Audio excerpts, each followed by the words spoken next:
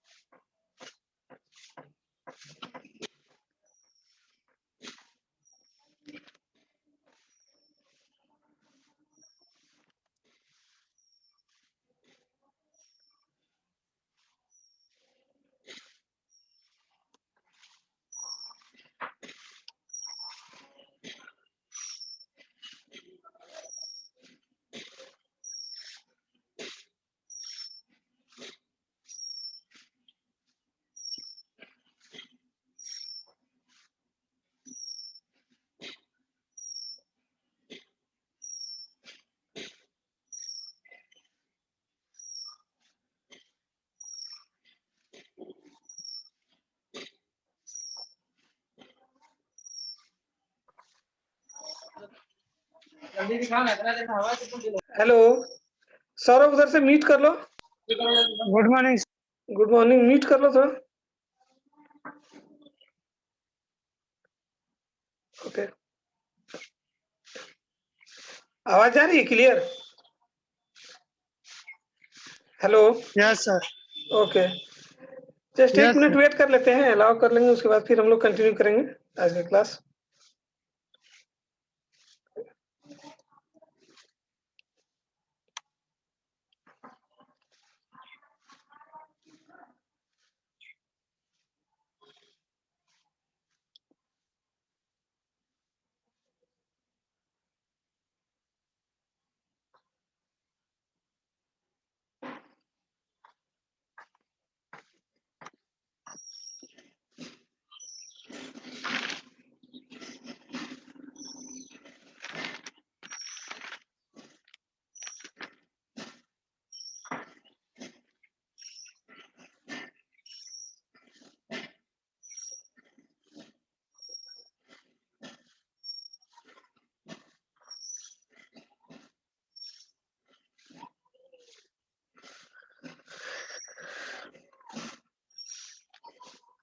Okay Saurabh, so start करते हैं हम लोग आज का lecture. We just defined some system in the previous class, na? So just we try to continue the classification of system. So in the last class we have discussed about the static and dynamic system, a stable and unstable system. Okay. So just next move towards the further more types of system, that means casual system and non-casual system. Casual system किसको बोलेंगे? Causal and non causal. क्या बोल रहे हो? Causal है sir. हाँ, causal and non causal. Causal and non causal system and anti causal. या So how we can define the causal and non-causal system?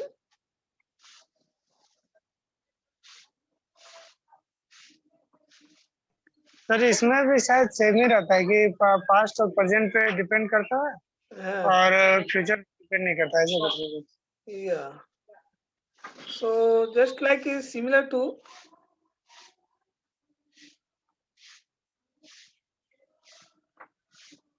a system is said to be causal if the present value of the output signal depends only on the present or past. सिर्फ present और past. That means stable system में हम लोग क्या देख रहे थे? Sorry, static system में प्रेजेंट और पास्ट पे डिपेंड कर रहा था ना।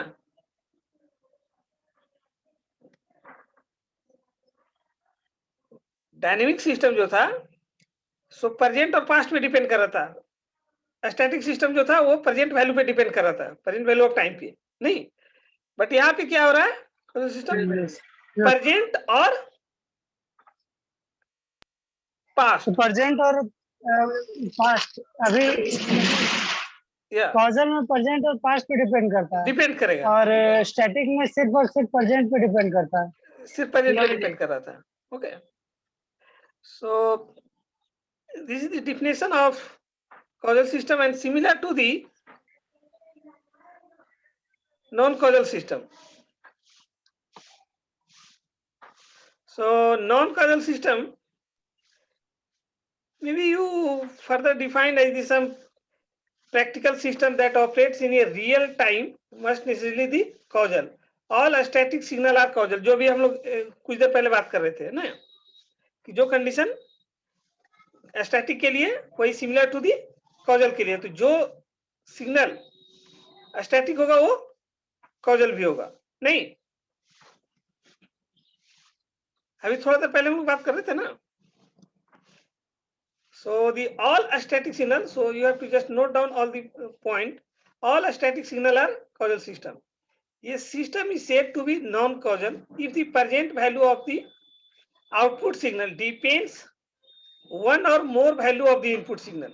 एक या एक से ज्यादा value of input signal पे depend करेगा, that system is known as the non-causal system. Okay.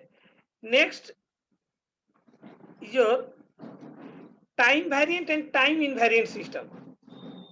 इसको कैसे डिफाइन करेंगे हम लोग? Time variant system, time invariant system.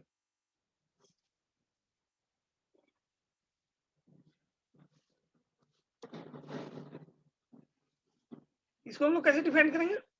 Sir जो टाइम के साथ वेरी करेगा उसको टाइम वेरिएंट सिस्टम बोलेंगे, और जो टाइम के साथ वेरी नहीं करेगा उसको टाइम इनवेरिएंट सिस्टम बोलेंगे। Exactly. So a system is time variant if the input and output characteristic change with respect to time. Okay. Input and output characteristic changes with respect to time.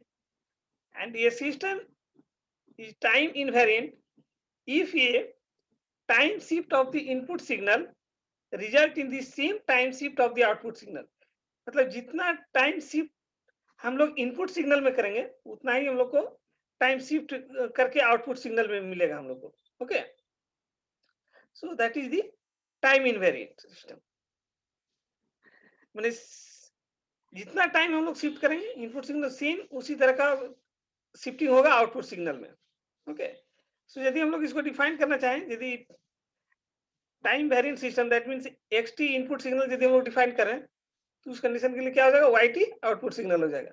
Then the system is time invariant if input signal is shifted by suppose that t0. Okay, यदि input signal को हम लोग t0 time से shift करें, minus मतलब क्या होगा? Minus मतलब क्या होगा? माइनस t0 जो दिखा रहे हैं, यदि यहाँ पे प्लस t0 लिखें या माइनस t0 लिखें तो क्या डिफरेंस क्या होगा?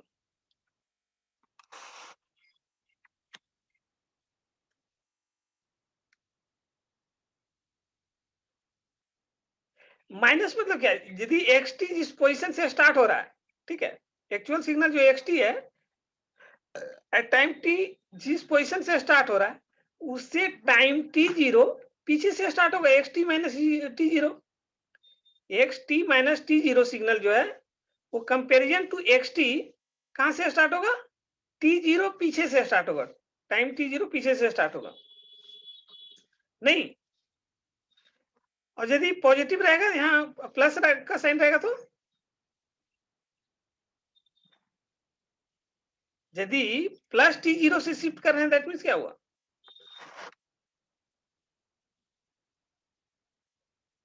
दैट मीन्स जो पोजीशन एक्स टी सिग्नल का है उससे क्या होगा, टी जीरो फॉरवर्ड मूव करके स्टार्ट होगा।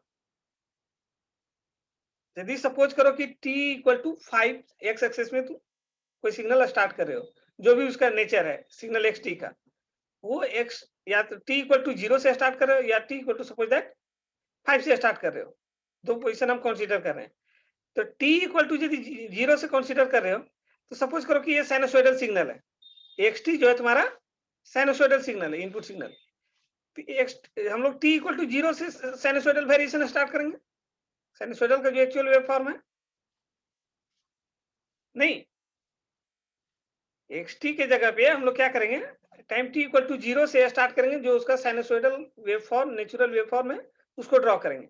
अब सेम सिग्नल को एक्स टी को यदि हम लोग माइनस टी जीरो से शिफ्ट कर दिए तो कहां से स्टार्ट होगा, उसका नेचुरल वेव फॉर्म जो है वो कहां से स्टार्ट होगा,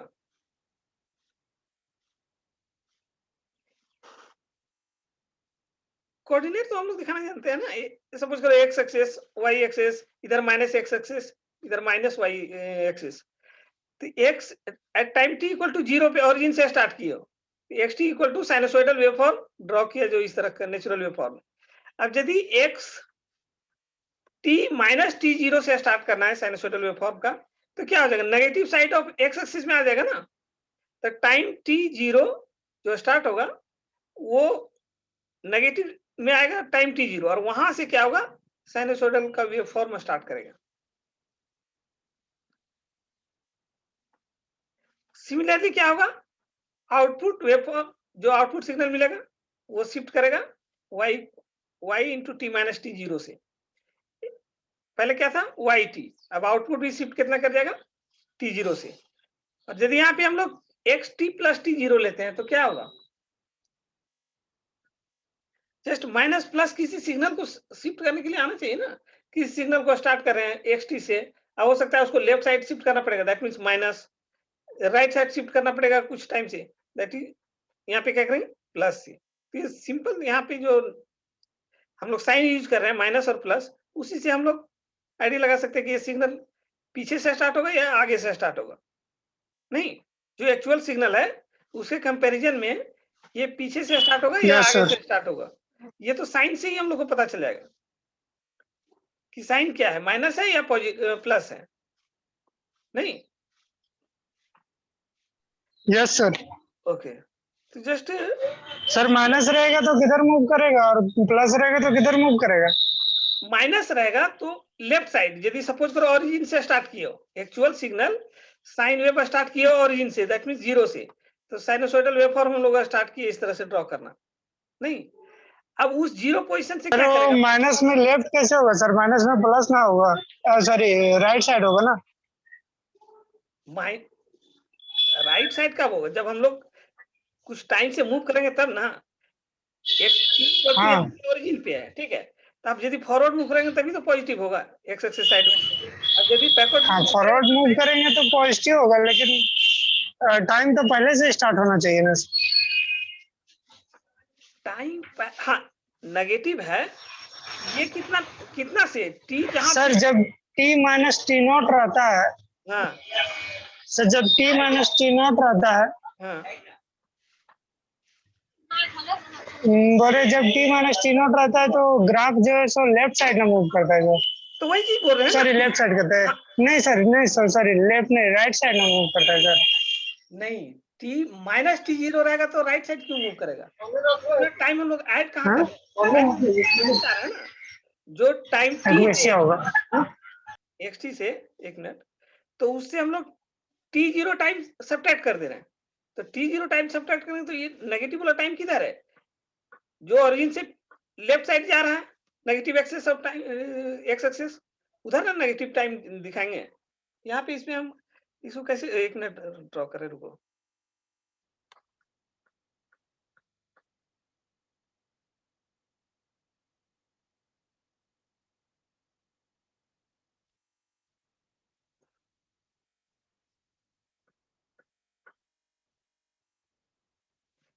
यहां से देखो, यहां से सपोज करो कि एट टी इक्वल टू 0 है, ठीक है।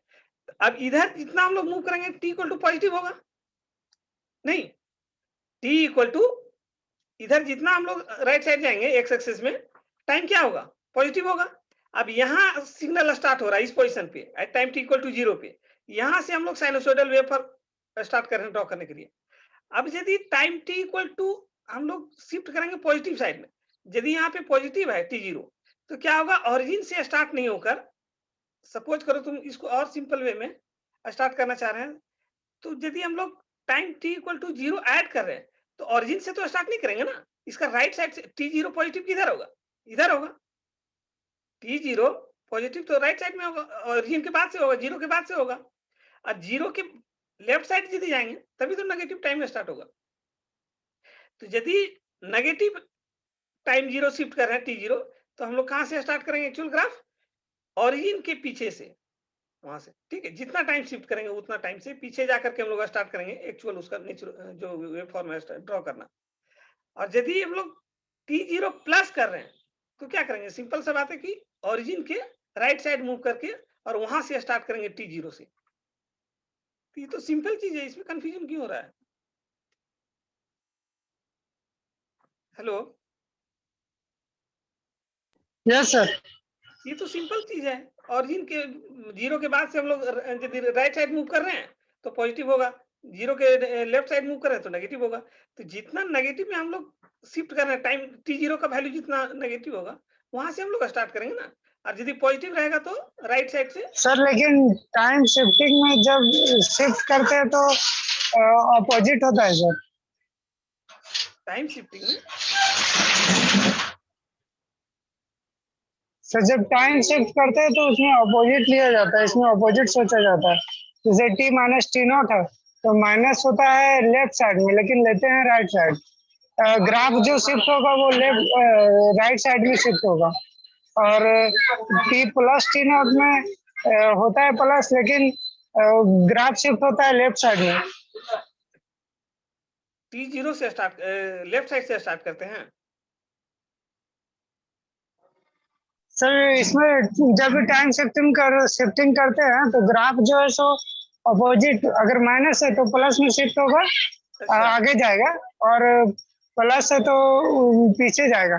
क्योंकि सर जब t प्लस t0 लेते हैं तो ग्राफ पहले ही स्टार्ट हो चुका होता है ना सर, t0 पहले ही स्टार्ट हो चुका रहता है, तो इसीलिए उसको लेफ्ट साइड में मूव अच्छा, करते हैं। तो और जब यहाँ से हम लोग t0 से स्टार्ट हुआ टाइम t इक्वल टू 0 से, अब यहाँ पे तुम कह रहे हो कि सब्ट्रैक्ट करने के बाद t0 सब्ट्रैक्ट करने के बाद यहाँ से स्टार्ट कर रहे हैं,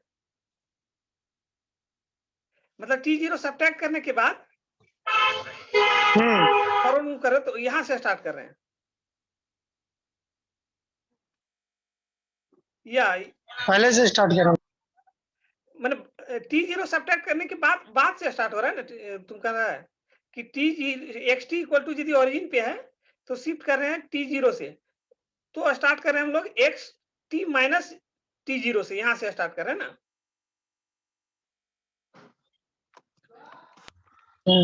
ठीक, ये भी मतलब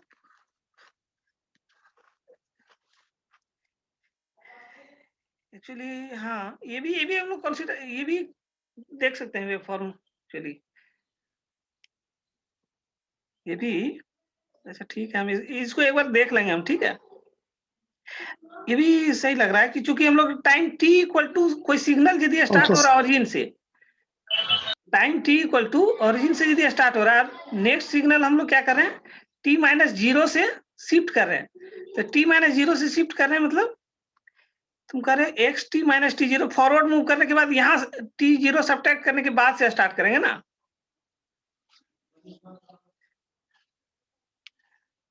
यस सर। ओके ओके, तो इसका मतलब ठीक है, तो इसका पॉजिटिव वाला जो हो जाएगा, ये मतलब हम लोग न्यूमेरिकल वैल्यू में ले रहे हैं कि टाइम t इक्वल टू 0, यदि ये सब्ट्रैक्ट कर दे रहे हैं, हम यहाँ पे क्या कर रहे थे, साइन को माइनस ले रहे थे ना, ये एक्चुअली वैल्यू, यदि तुम यहाँ पे तुम जो बात कर रहे हो वो बात कर रहे हो इसका कि सिर्फ t0 हम लोग सब्ट्रैक्ट कर रहे हैं xt से, और हम जो एक्सप्लेन कर रहे थे वो क्या कर रहे थे, हम लोग माइनस t0 ऐसी कर रहे थे, कंसिडर कर रहे थे, ठीक है। हाँ, तो सिग्नल ये उस तरह से हम लोग शिफ्ट कर सकते हैं। जस्ट यहाँ पे जो xt है स्टार्ट हो रहा है at time t equal to 0 से, उसको t0 सब्ट्रैक्ट करने के बाद वहां से हम लोग स्टार्ट कर सकते हैं नेचुरल जो वेव फॉर्म है सो, ठीक है। तो ठीक है, इसको देखिए जस्ट कंसीडर कर सकते हो, ठीक है। इसको जस्ट एक बार हमको,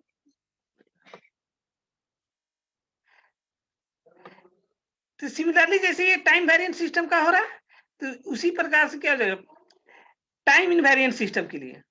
टाइम इनवेरिएंट सिस्टम के लिए किसके लिए, टाइम इनवेरिएंट सिस्टम के लिए n-0 से शिफ्ट कर रहे हैं, n माइनस मतलब ये किसके लिए डिनोट कर रहे हैं, ये कौन सा कंटिन्यूअस सिस्टम है ना, ये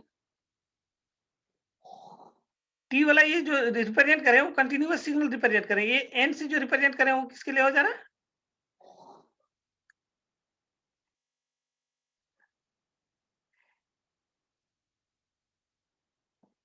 डिस्क्रीट के लिए। टाइम इनवेरिएंट ये n से जो रिप्रेजेंट करेंगे उसको किसको रिप्रेजेंट करेंगे, डिस्क्रीट के लिए। तो यहाँ से कितना हो जाएगा टाइम इनवेरिएंट से x n minus n0 x t minus t0, यदि टाइम इनवेरिएंट सिस्टम है तो कितना हो जाएगा output y n minus n0 y t minus t0, okay, time invariant system के लिए।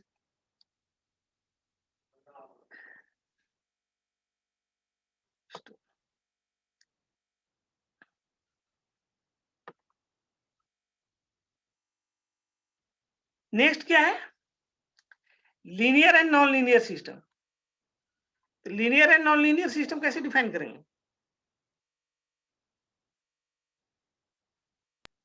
सर टाइम के रेस्पेक्ट में ग्राफ लीनियर होगा तो लीनियर सिस्टम कहलाएगा, मतलब कंटिन्यूअस रहना चाहिए। कंटिन्यूअस रहना चाहिए। हाँ, इसके लिए हम लोग दो कंडीशन को सेटिस्फाई करते हैं, दैट मींस सुपरपोजिशन थ्योरम और होमोजेनिटी। सुपरपोजिशन थ्योरम क्या होता है, यदि कोई system sigma P.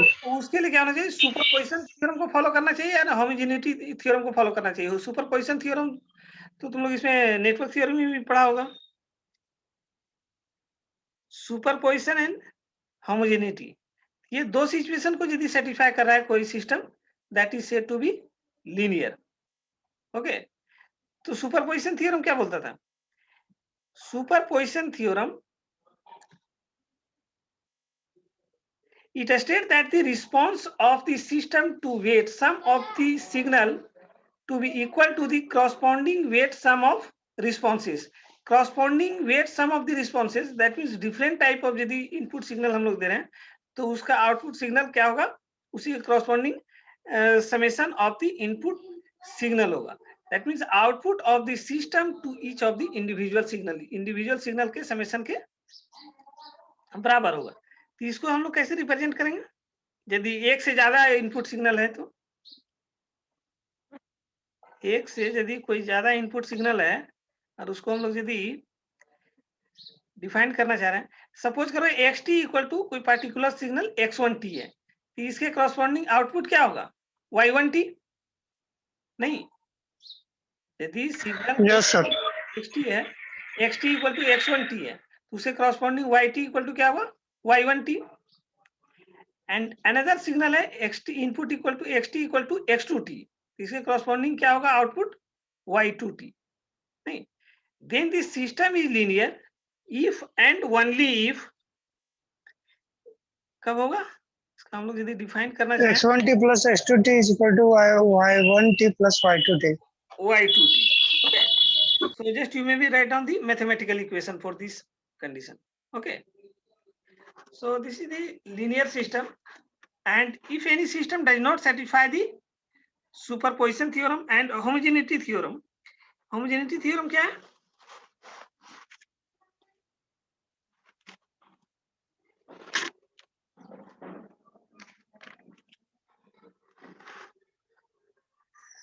Homogeneity theorem क्या है? If the input xt is scaled by a constant factor a, then the output yt is also called the exactly same constant factor A से ही shift करना चाहिए। ओके, यदि scaling भी पढ़ा होगा तुम लोग, हमको लगता है कि किसमें ये इसके पहले तुम लोग का सिग्नल एंड सिस्टम था ना? हेलो, क्या बोला sir? Signal and system subject बोल के 4th या 5th सेम में पढ़ा है ना? 4th या 3rd सेम में सिग्नल सर वो 3rd ईयर में था सर। 3rd ईयर में था ना? तो वहां पे भी स्केलिंग पढ़ा होगा सिस्टम का स्केलिंग। यदि कोई सिग्नल का हम लोग स्केलिंग करते हैं बाय फैक्टर ए से, यस, तो उसको हम लोग इनपुट सिग्नल भी सेम कंडीशन से स्केल होगा। ओके, तो ये दोनों कंडीशन यदि सेटिस्फाई कर रहा है, then this system is said to be linear system. Okay, so just linear if and only if the x1t यदि सम कांस्टेंट ले रहे हैं a1 and सर स्केलिंग में वही ना, जो टाइम के साथ कोई कांस्टेंट मल्टीप्लाई कर देते हैं या फिर डिवाइड कर। यहाँ पे सिर्फ t0 ऐड किए थे ना इसके पहले, उसके साथ क्या होगा सम सर वो तो शिफ्टिंग था ना। हाँ, ये शिफ्टिंग था, तो इसी के साथ हम लोग सम कांस्टेंट ऐड करते हैं ना, कांस्टेंट से शिफ्ट करते हैं, सम कांस्टेंट या पैरामीटर जो भी रिप्रेजेंट कर रहे हैं ये या के से, उसे हम लोग, तो उसके कॉरस्पॉन्डिंग हम लोग टोटल चीज शिफ्ट कर सकते हैं आउटपुट सिग्नल को भी।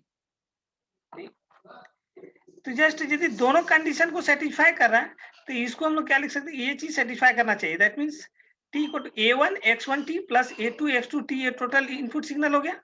दो सिग्नल था ना, x1t x2t, नहीं, ये यदि सब कांस्टेंट है तो आउटपुट सिग्नल क्या होना चाहिए, इंडिविजुअल, जस्ट यहाँ पे हम लोग लिखे हैं x1t, ये सेटिस्फाई करना चाहिए a1 t x1 t plus a2 t x2t, individual, मतलब जो यहाँ पे हम ये तो कांस्टेंट टर्म है ना, इसको जस्ट हम लोग बाहर कर दे रहे हैं। दैट मीन सिग्नल जो है, एक्चुअल सिग्नल क्या है, x1t एंड x2t इनपुट का। ठीक है, यदि कोई कांस्टेंट से हम लोग मल्टीप्लाई कर रहे हैं सिग्नल को, तो इसको जस्ट बाहर करके हम लोग लिख सकते हैं a1t एंड a2t x2t। ये यदि कंडीशन को सेटिस्फाई कर रहा है superposition and homogeneity, then we can write the input signal something like this one. Okay, just एक क्वेश्चन तुम लोग न्यूमेरिकल सॉल्व करने की कोशिश करो, तो इसपे नहीं, जस्ट पेरियोडिसिटी या नॉन पेरियोडिक सिस्टम पे, periodicity and non periodic system पे।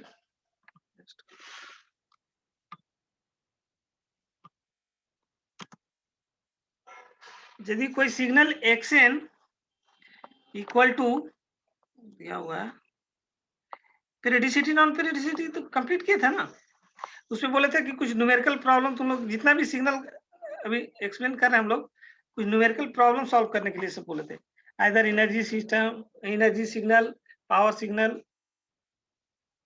तो जस्ट यदि एक्स एन इक्वल टू कोई सिग्नल दिया हुआ है,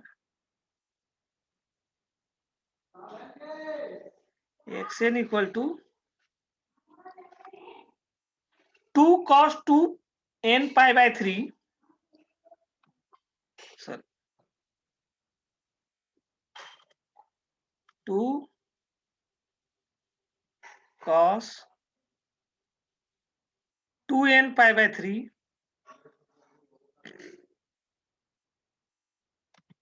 2n pi by 3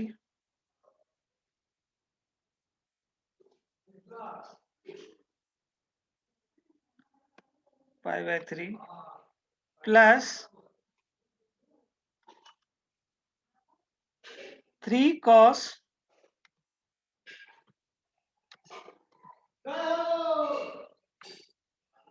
3 cos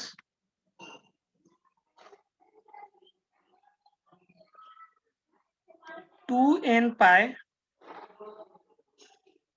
by 3.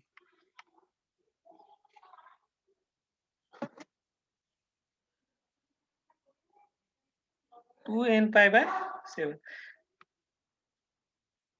इसका फाइंड आउट करो तो ये पीरियडिक फंक्शन है या नॉन पीरियडिक फंक्शन है. पीरियडिक होगा तो इसका फंडामेंटल टाइम पीरियड क्या होगा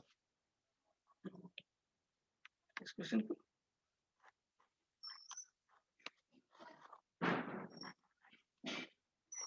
periodic and non periodic function हम लोग जिसमें डिस्कस किए थे. सर पीरियोडिसिटी का कोई आती उसका शर्त याद नहीं है सर हमको. कंडीशन याद नहीं है ना. कंडीशन हम लोग क्या एक्सप्लेन किए थे. यदि यहाँ पे दो सिग्नल है ना, दो कंपोनेंट है, तो n1 से कितना रिप्रेजेंट करेंगे फर्स्ट कंपोनेंट को, n2 से जैसे यहाँ पे हम लोग क्या कर रहे थे, x n small n plus capital n लिख रहे थे ना. तो x n plus capital n के लिए डिफाइंड होना चाहिए. तो यहाँ पे क्या है, दो कंपोनेंट है, 2 cos 2n pi by 3 plus 3 cos 2n pi by 7. तो यहाँ पे एक कंपोनेंट रहता तो सिर्फ कैपिटल एन से रिप्रेजेंट करें. दो कंपोनेंट है तो हम लोग n1 capital n1 and capital n2 से रिप्रेजेंट करेंगे इसको. जस्ट तो कैपिटल n1 से कितना हो जाएगा, फर्स्ट वाला टर्म हो जाएगा, कैपिटल n2 से सेकंड वाला टर्म को रिप्रेजेंट कर रहे हैं. तो जस्ट सर चेंज n को किया जाता है कि x1 को किया जाता है सर. नहीं, यहाँ पे n के जगह पे क्या पुट करना है. जैसे हम लोग यदि कंटिन्यूअस टाइम में रहता था तो क्या लिखते थे, small t plus capital T replace करते थे. टी के जगह पे स्मॉल टी के जगह पे small t plus capital t. ये कौन सा सिस्टम है, डिस्क्रीट Yes. है. तो n small n plus capital n इसे रिप्लेस करेंगे हम लोग ना. तो यदि एक कंपोनेंट रहता तो सिर्फ कैपिटल एन से रिप्रेजेंट कर देते. दो कंपोनेंट है तो जस्ट क्या करेंगे, capital N one capital N two consider करेंगे. तो कैपिटल एन वन से कंसिडर करेंगे first term, capital N two से रिप्रेजेंट करेंगे सेकेंड टर्म को. ओके, तो जस्ट कैपिटल एन वन की जगह कितना हो जाएगा,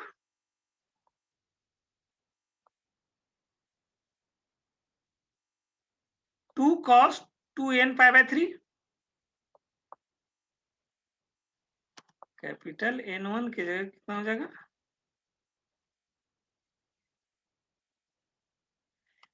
जितना भी सिग्नल डिफाइन किए हैं वो सब पे न्यूमेरिकल सॉल्व करने की प्रैक्टिस करो, इधर कंटिन्यूअस टाइम में या डिस्क्रीट टाइम में. ठीक है, डिफिनेशन के साथ साथ न्यूमेरिकल ज्यादा रहेगा. n1 इक्वल टू कितना हो जाएगा, 2 cos 2n पाई बाय 3. 2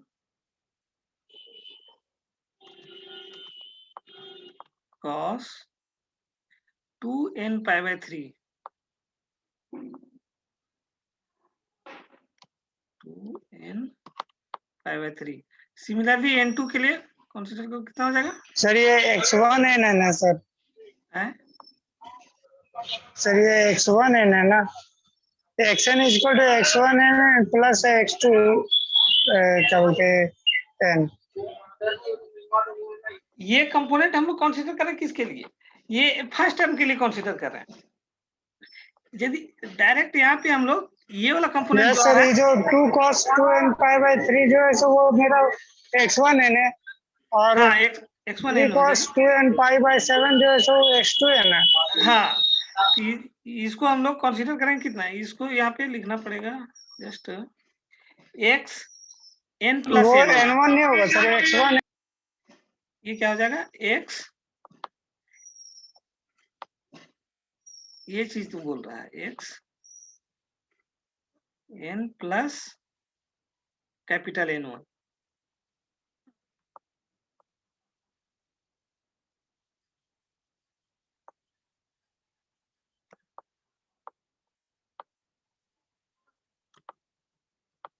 इस तरह से इसको रिप्रेजेंट करेंगे ना. ये कितना हो जाएगा 3 and x n plus n2 के जगह कितना हो जाएगा. सिमिलरली यही कंपोनेंट 1 बाय 1 इसको हम ब्रेक कर रहे हैं. दूसरा वाला टर्म के लिए सिमिलरली हम लोग लिख सकते हैं कितना, x small n plus capital n2.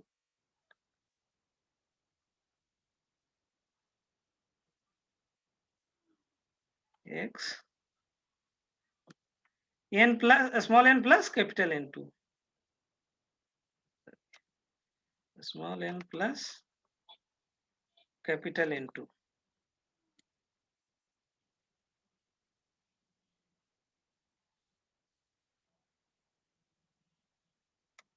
Capital N2 इसके इक्विवेलेंट कितना हो जाएगा? सेकेंड टर्म जो भी है 3 cos 2n pi by 7, 2n pi by 7।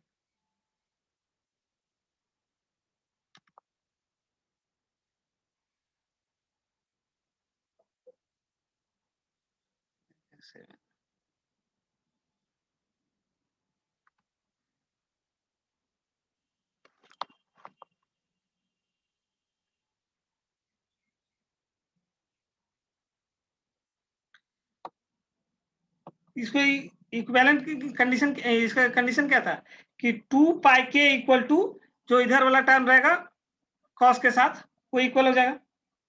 That means 2n1, यहाँ पे हम लोग कुछ छोड़े हुए हैं ना, 2 cos, यहाँ पर भी हम लोग को रिप्लेस करना पड़ेगा ना, यहाँ पर भी हम लोग छोड़े हुए हैं। यहाँ पे एक्चुअली क्या छोड़ा है, जैसे यहाँ small n plus capital N1 से रिप्लेस किए n के जगह पे, यहाँ पर भी क्या आ जाएगा? स्मॉल n की जगह कितना हो जाएगा? Small n plus capital N1, small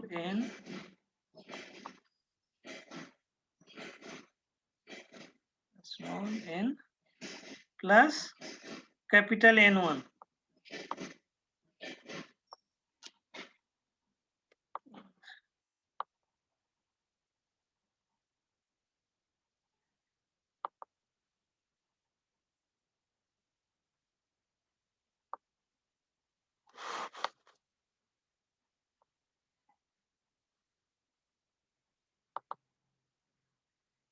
इसको कैसे लिखते हैं?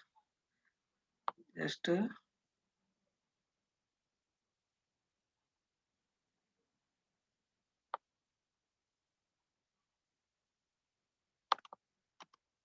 x n plus N1, n plus N1 से यदि हम लोग इसको रिप्लेस कर रहे हैं तो राइट साइड भी तो हम लोग को रिप्लेस करना पड़ेगा सेम पैरामीटर से। That means 2 cos 2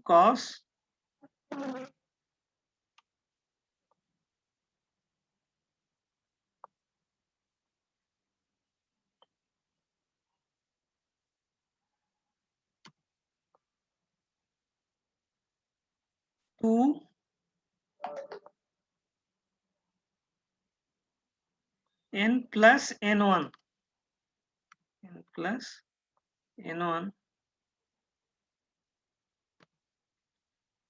into pi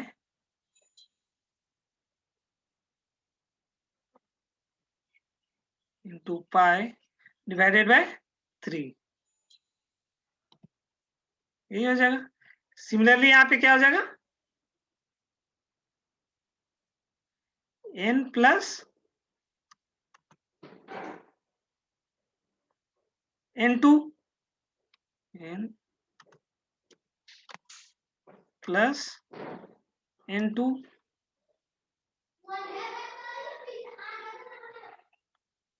N2। ठीक है, तो यहाँ पे कंडीशन होता है कि यदि ये सम कांस्टेंट जो भी कोसाइन के साथ है इसको इक्वल करना पड़ेगा हमको, किसको? 2 पाई के स्लो हो रहा है, जस्ट इक्वल कर देते हैं 2 पाई के इक्वल टू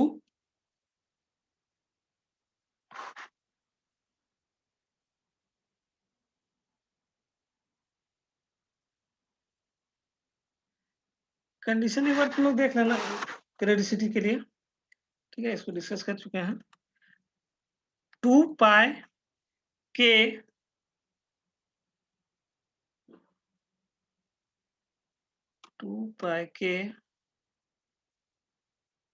इक्वल टू कितना आ जाएगा यहाँ पे? 2 capital N1 pi divided by 3 ना, 2 capital N1 pi divided by 3। Just 2। Sir small n जो है सो कैपिटल एन की अपेक्षा में बहुत कम है क्या? नहीं, ये जैसे हम लोग क्या कर रहे हैं कि जितना जो स्मॉल एन से हम लोग रिप्रेजेंट कर रहे हैं उसको हम लोग कंटिन्यूअस में हम लोग कैसे रिप्रेजेंट करते हैं? Small t plus capital T. Capital T क्या होता था? Time period of that function in continuous time signal.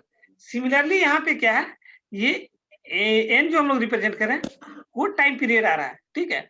तो उसी को यहाँ पे हम लोग जो ये कंपोनेंट N1 ले रहे हैं, तो N1 के कंपैरिजन में यहाँ ये जो पैरामीटर हम लोग लिख रहे हैं 2 पाई के इक्वल टू ये 2 capital N1 into pi by 3 के इक्विवेलेंट होगा, ठीक है। यहाँ से हम लोग के का वैल्यू निकालेंगे, वही पैरामीटर कांस्टेंट का 2 capital N1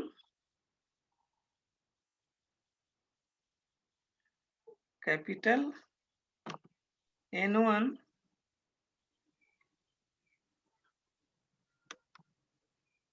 into pi divided by 3 into pi divided by 3 divided by 3। तो यहाँ से क्या होगा, पाई पाई कैंसिल हो जाएगा, तो k का वैल्यू कितना हो जाएगा N1 by 3। सो जस्ट यहाँ पे हम लोग कॉमन दे करके k इक्वल टू कितना आ जाएगा N1 by 3। Similarly second term के लिए फाइंड करो कितना आ जाएगा,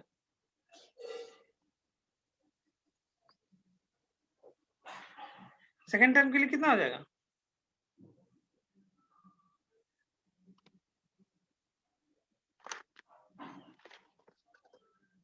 सिमिलरली सेकेंड टर्म के लिए यदि फाइंड आउट करोगे तो कितना आ जाएगा N2 by 7 आ जाएगा।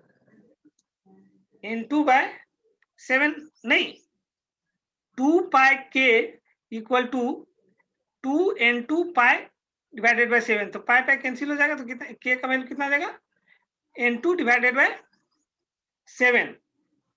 Okay, so it is a for second term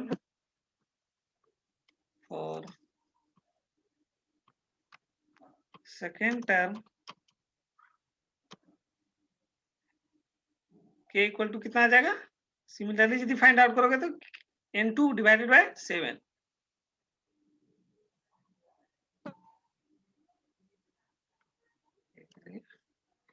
N2 divided by 7।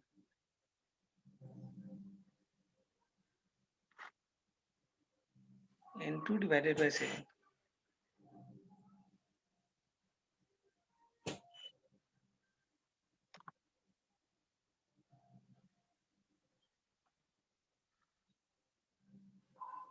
So it is a periodic function and fundamental period कितना हो जाएगा, जस्ट इसका कॉमन फैक्टर ले लेना है 3 और 7 का, तो कॉमन क्या होगा, कुछ नहीं, तो एलसीएम कितना हो जाएगा 7 into 3। तो periodic period fundamental period is your 7 into 3, that means 21। so fundamental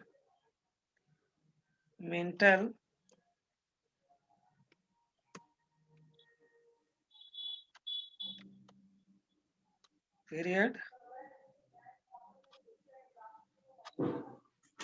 equal to 21।